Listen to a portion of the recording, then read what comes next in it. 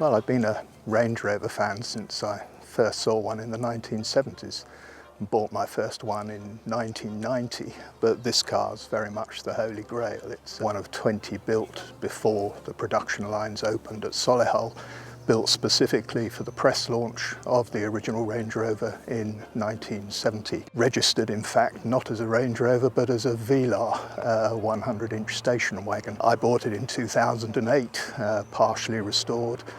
Finished it and have used it ever since quite extensively, a couple of European rallies and so on. And of course it's the 25th anniversary this year of the Festival of Speed, which is a very important milestone, and the 70th anniversary of Land Rover, which of course why we have the huge privilege of driving up the hill to celebrate the launch of the very first Land Rover in 1948.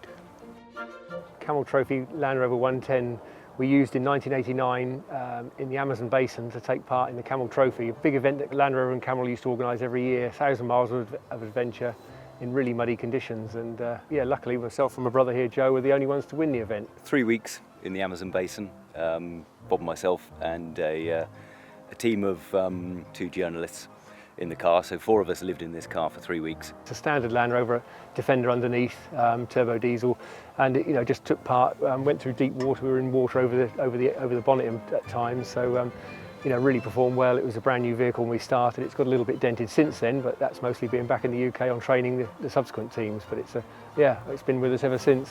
But now it's getting its day of glory, I think, driving up the Goodwood hill. Very, very honoured and privileged to be here, I think. 50th anniversary V890. It's got the 4-litre EFI engine, the automatic transmission. One of 385 built in 1998 for the 50th anniversary. The vehicle was owned by my nan and from when it was about 18 months old, and I inherited it from her. It's part of the family collection. 3 of the cars from our collection are going to be involved in the 70th parade at the Goodwood Festival.